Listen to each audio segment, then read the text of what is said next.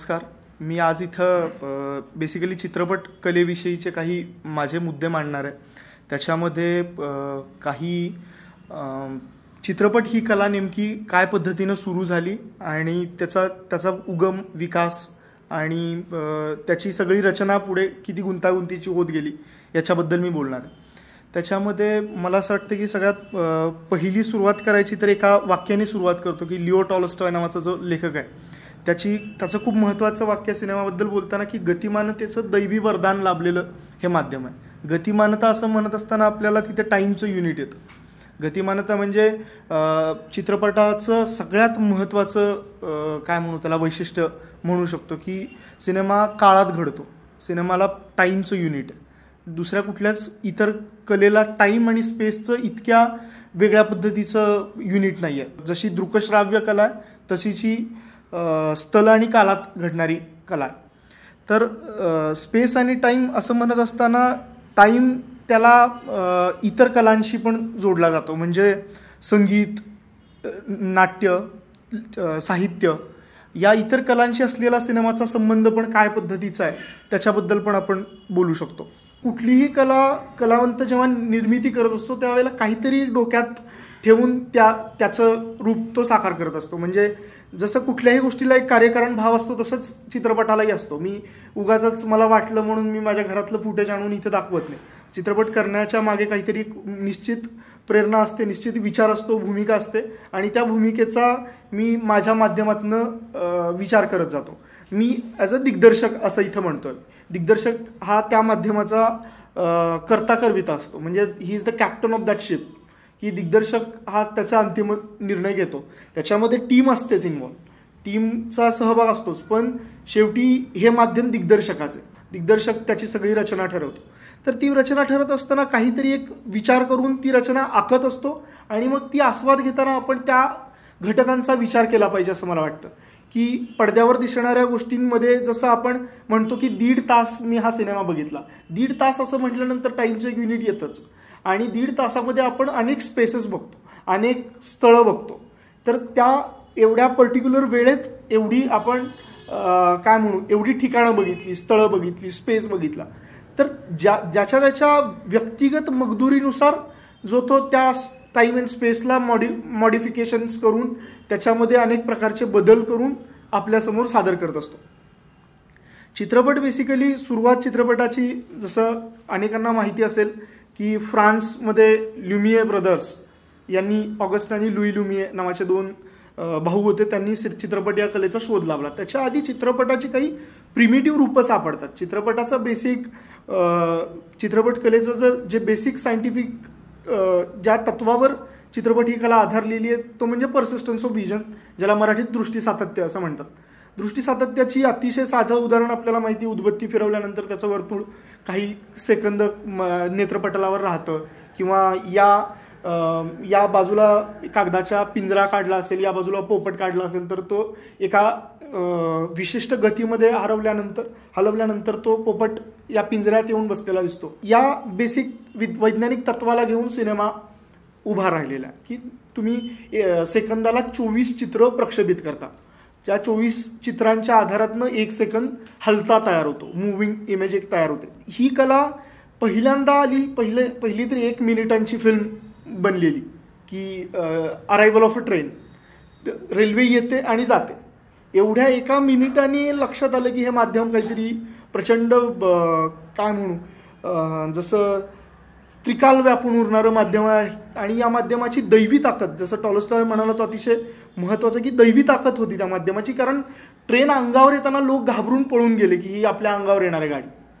म्हणजे तिथं त्याच्या रिएलिटी आणि फिक्शन किंवा रिएलिटी आणि पडद्यावर दिसणाऱ्या दृश्यातलं अंतरच पुसलं गेलं की ही रेल्वे आपल्या अंगावर येणार आहे. ह्याच्यातलं ही भीती मला असं वाटतं की या माध्यमाच्या पुढच्या सगळ्या 100 वर्षाच्या शक्यता, कारण सगळ्या मानवी संस्कृतीच्या इतिहासात 100च वर्षाची सगळ्यात नवीन कला आहे ही. एकमेव कला आहे की जिची टाईमलाईन आपल्याला व्यवस्थित, सगळ्यात लहान बाळ असलेली कला आहे ही. त्याच्यानंतर मग फ्रान्समध्ये जसं नुसतं समोर दिसणारं दृश्य कॅप्चर करून त्याच्यातनं एक काहीतरी काय म्हणू त्याची एक जादुई ताकद लक्षात आल्यानंतर त्याच्याशी खेळणं सुरू झालं. मला जे दिसलंय ते तुम्हाला दाखवू शकतो, तसंच मी माझ्या मनात मला न दिसलेलं मी वापर करून घेऊन तुम्हाला दाखवू शकतो, म्हणजे कथा सांगणं. मग गोष्टी सांगण्याच्या ह्याच्यामध्ये ल्युमियर बिंदूंनी छोट्या छोट्या ज्या फिल्म्स केल्या त्याच्यामध्ये बाळाला आईबाप भरवतायत, किंवा माळी त्याच्या ह्याला पाणी देतो झाडांना, आणि मग तेव्हा कुणीतरी येऊन त्या पाईपवर पाय ठेवतो, आणि पाईप ठेवल्यामुळे ते पाणी अडतं, आणि मग अडल्यानंतर तो चेक करायला जातो काय, तर त्याच्या तोंडावर तो पाय काढल्यानंतर पाणी उडतं. विनोद तयार झाला.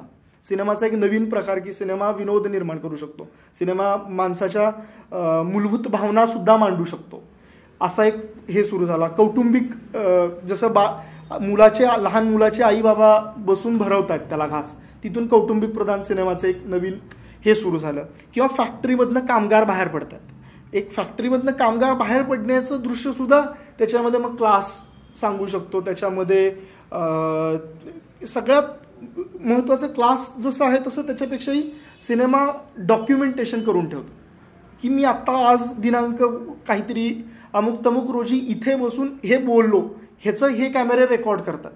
हा दस्तऐवज होतो. सिनेमाचं सगळ्यात महत्त्वाचं आहे की ते कॅप्चरिंग आणि ते रेकॉर्डिंग मीडियम, ते साठवून ठेवतो, ते त्या स्पेसला, त्या सगळ्या क्षणांना साठवून ठेवणारं माध्यम आहे, जसंच्या तसं. भारतीय सिनेमाचं बद्दल बोलायचं तर पहिला आपल्याला सगळ्यांना माहिती आहे की दादासाहेब फाळकेंनी मुहूर्त रोवली आपल्या सगळ्या भारतीय सिनेमाची. फाळकेंनी पूर्ण कॅमेऱ्यापासून तिकडून आणून नटांना घेऊन फिक्शन फिल्म पूर्ण तयार केली होती. ती भारतातली पहिली फिक्शन फिल्म. डॉक्युमेंटेशन आणि नॉन फिक्शन आणि फिक्शनमधला फरक तिथं समजून घेतला पाहिजे. त्याच्यामुळे मग राजा हरिश्चंद्र ही भारतातली पहिली 1913 9 मे 1913 राजा हरिश्चंद्र भारतात बनला. भारतात बनल्यानंतर भारतातल्या चित्रपटाविषयी झालं असं की ते स्टुडिओ सिस्टीममध्ये बांधली गेली ती कला. त्याच्यामुळे काय होतं, त्याच्यामध्ये येणाऱ्या विषयांमध्ये सुद्धा एक लार्जर दॅन लाईफ इमेज होतीच. एक वास्तवापासून कुठेतरी मला त्या अंधारात गेल्यानंतर दूर जाऊन मला एक मी जे अनुभवत नाही आहे ते क्षण मला त्या पडद्यावर अनुभवायला मिळावेत, अशी ती कला सुरू झाली भारतात. पण काही जणांना असं वाटत होतं की ह्याच्यामध्ये खूप कृत्रिमपण आहे, ह्याच्यामध्ये एक वास्तवापासूनची फारकत आहे, एक पलायनवाद कुठेतरी आहे. आणि मग युरोपामध्ये दुसऱ्या महायुद्धानंतर झालं असं की स्टुडिओ सिस्टीमच उद्ध्वस्त झाली युद्धामुळे, आणि मग लोकांना स्टुडिओमध्ये शूट करणंच परवडेनसं झालं. मग काय केलं, लोकांनी रस्त्यावर कॅमेरे आणले, त्याच्यासाठी नवीन पद्धतीचे कॅमेरे तयार झाले, त्याच्यासाठी छोट्या पद्धतीचे कॅमेरे तयार झाले, आणि मग रस्त्यावर डायरेक्ट शूटिंग करायला सुरू केल्यामुळं आपोआपच एक रिअलिझम आला, आपोआप एक वास्तव दिसायला लागलं की हा रस्ता आहे तसाच मी दाखवतोय तुम्हाला, किंवा जशी माणसं दिसत आहेत तशीच माणसं, मी कुठली काय म्हणू त्याला नटांसारखी दिसणारी माणसं असायची गरज नाही आहे, साध्या साध्या माणसांचं आयुष्य मांडू शकतो, अशी एक खूप प्रकर्षानं मत तयार असणारी मंडळी तयार व्हायला लागली. ज्याच्यामध्ये एक सिनेमा जगाच्या सिनेमा इतिहासात खूप महत्त्वाचा ठरतो, तो त्या सिनेमाचं नाव आहे बायसिकल थीफ. बायसिकल थीफ या सिनेमाच्या सगळ्या परिप्रेक्ष्यामध्ये एक बदल घडवला. त्याने वास्तववाद खूप प्रकर्षाने आणला, आणि तोही अस्सल आणि खरा सिनेमा असू शकतो, सिनेमा हेही करू शकतो, हे त्याने दाखवून दिलं. आणि त्या सिनेमाने जगभरच्या वेगवेगळ्या भाषांमधल्या अनेक दिग्दर्शकांवर प्रभाव पाडला. आणि त्याच्यामध्ये भारतामध्ये सत्यजित राय, ऋत्विक घटक या 2 व्यक्तींवर त्याचा खूप काय म्हणू त्याला खोलवर परिणाम झाला. की बायसिकल थीफमुळं असं झालं की हे तर आपल्या आयुष्याच्या खूप जवळ जाणार आहे, आपण जसं आयुष्य बघतो ते आयुष्य पडद्यावर मांडता येऊ शकतं, आणि अत्यंत कमी खर्चामध्ये, अत्यंत काय म्हणू रोजच्या साधनांमधून मी ते तयार करू शकतो, याची कुठेतरी खोलवर जाणीव झाली. मराठी सिनेमाबद्दल बोलताना श्वासनंतर सिनेमा बदलला असं म्हणतो आपण, की श्वासनंतर एक काहीतरी हालचाल सुरू झाली, की बाबा सिनेमाच्या विषयांमध्ये बदल व्हायला लागले मराठी सिनेमाच्या संदर्भात. तर मग त्याची सगळी टिंग्या आला किंवा इतर सगळे जे सिनेमे आले त्याची मुळं बायसिकल थीफमध्येच जातात, की वास्तववादी चित्रपट यायला लागले. मी वेगवेगळ्या प्रादेशिक भागातनं दिग्दर्शक यायला लागले, जसं नागराज मंजुळे आला जो सोलापूरकडच्या एका खेडेगावातनं आला, भाऊराव कराडे आला नगरमधल्या एका खेड्यातनं ज्याचा सिनेमा महाराष्ट्रभर, देशभर आणि आंतरराष्ट्रीय पातळीला गेला किंवा असं. तर मग प्रादेशिकतेच्या मर्यादा ओलांडून नवीन नवीन विषय येण्याची जी प्रेरणा होती ती त्या प्रेरणेची मुळं मला बायसिकल थिपमध्ये सापडतात. पाथेर पांचालीच्या वेळेला सत्यजित रायनी जे बंगाली खेडं दाखवलं, जे खेड्याचं रूप भारतीय सिनेमात त्याआधी तितक्या खरेपणानं कधीच दिसलं नव्हतं. तर भारतीय ग्रामीण वास्तव आणि भारतीय समाजाची सगळी वीण सत्यजित रायनी जितक्या ठासून मांडली तितकी त्याच्या आधी मांडली गेलेली नव्हती.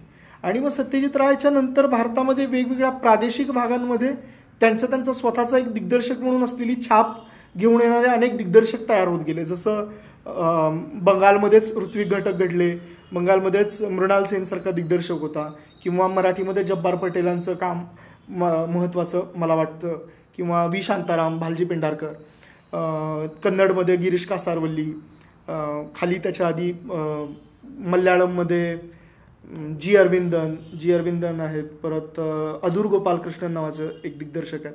या सगळ्या दिग्दर्शकांनी आपल्या आपल्या भाषेत राहून चित्रपट केले, आपल्या आपल्या भाषेत राहून या भाषेला समृद्ध कसं करता येईल आणि हे चित्रपट हे माध्यम मला माझा एक व्यक्तिगत अभिव्यक्ती म्हणून कसं वापरता येतं त्याचा अनेक शक्यता या सगळ्या लोकांनी तपासून बघितल्या.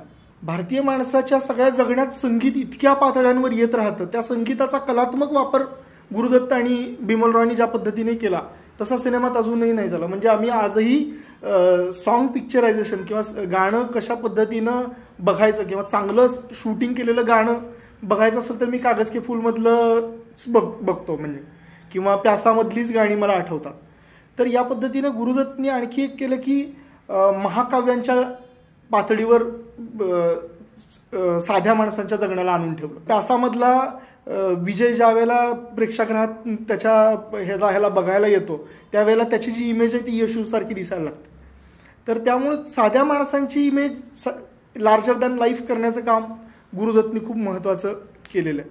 किंवा मराठीत शांतारामांनी सुद्धा केलेल्या फिल्म्स ज्या प्रभातचं इतक्या मास लेवलला ऑडियन्स अपील असून सुद्धा त्या कुठेही व्यावसायिकतेला शरण जात नाही. चित्रपटाची भाषा काय घटकातून तयार होते तर एडिटिंग हे त्याचं सगळ्यात महत्त्वाचं आहे.